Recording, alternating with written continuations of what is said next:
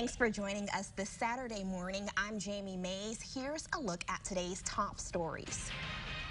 Springfield was the first place to see snow move in yesterday. Our crews kept an eye on the conditions all day as they switched over from wet to icy with the snow and temperatures dropping. Officials warned people to be careful and drive slowly. And things weren't so great in Champaign County either. Officials reminded people that roads could be slippery from freezing rain and again with snow in the area to be cautious.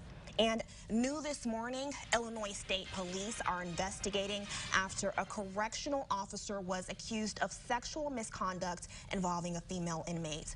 The Coles County Sheriff's Office said it was made aware of the allegation against Anthony Golding on December 29th and immediately contacted the Illinois State Police Division of Criminal Investigations to request a full investigation.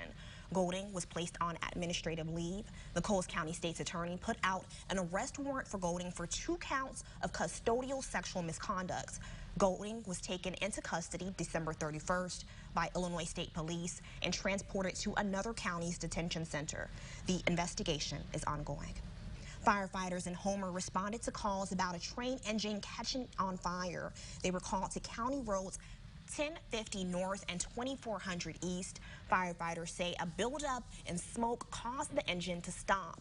Conductors then stepped outside and saw the engine was on fire. By the time firefighters arrived at the scene, the fire itself burned out. While there was damage to the engine, the fire did not spread to any other parts of the train. We basically just kind of went up, checked everything out, made sure that the engineers were good, made sure the tracks were shut down, no more trains coming through, and then asked the engineers if they had people coming to help them out, and they said yeah. So firefighters say neither of the 2 conductors were hurt.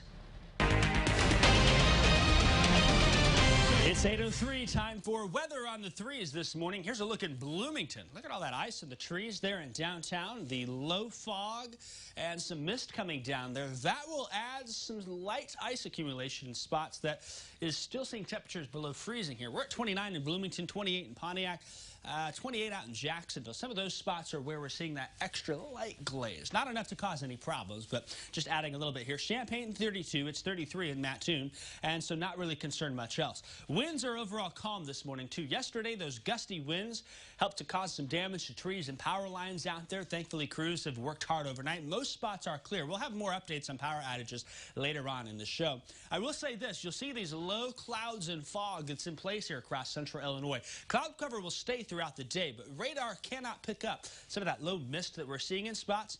The beam coming from Lincoln radar site shoots just a little too high to catch that there. Well, you know it's there thanks to our weather camera network. Through the day today, then, we'll keep a cloudy sky out there. Temperatures through the low to middle 30s. Tonight is the night I think a lot of folks are looking forward to. Our first round of real accumulating snow coming our way. Some slick roads are possible. We'll talk more about the timing of this event. We'll take a look at Future Track and have the snow accumulation map for you coming up at 8:13. Jamie? All right. Thanks, Jacob. And New Year's Eve was a bit quiet this year for local police. Both Champaign and Urbana police say they did not issue any DUI tickets Thursday night. Officials in Urbana told us they did get noise complaints about fireworks. Callers thought they were gunshots. We are working to learn more about Illinois State Police's local enforcement and how their holiday patrol went. Springfield mayor says he won't stand in the way of restaurants reopening for indoor dining. The same can't be said, though, for bars without kitchens, as the city's liquor commissioner, Langfelder, has the power to pull liquor licenses. While some bar owners were upset, others knew they wouldn't be able to open even if the mayor did say okay. Bars that did double as breweries have state-issued licenses as well. Places like Anvil and Forge don't want to give the state any reason to pull their licenses if they can avoid it. We're just kind of, at this point, after the whole year of 2020, we're just kind of rolling with the punches pretty fluidly. It's like how we try to just get through it. Just, hey, what are we allowed to do right now? Okay, cool, let's make that work. Sangamon County will start allowing indoor dining on Sunday, but county officials say they could easily go back to the indoor dining ban if the number of cases rises. With the new year came new laws here in Illinois, but not as many as in a normal year. Only 3 new major laws took effect yesterday in the state. WCIA 3's Cole Hankey has more. The new year only brought 3 substantial new laws to Illinois. The first is the price cap on insulin for state-sponsored health care plans. Insulin will only cost $100 per month for anybody on those state plans. The AARP has been preparing their eligible members for the change. And besides lowering the price cap any further, this step is as far as the state can actually go to lower insulin costs. Still sounds like a lot, and it's a tremendous amount of money for people, many people to come up with in general.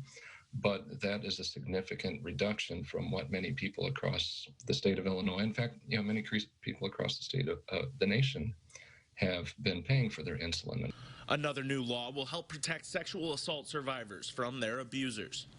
So let's say someone has been sexually assaulted, they've lived at their former residence, they've moved to a different place, and they wish to keep their new address completely confidential.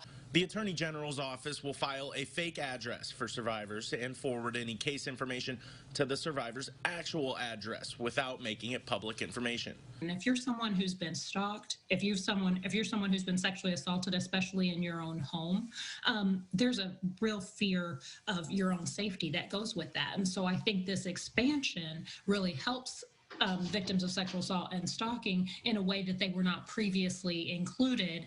The third and final new law allows law enforcement to take DNA samples of a missing person after the person is reported missing. It is meant to help find missing people easier, but law enforcement is not allowed to keep the sample after the search concludes. The minimum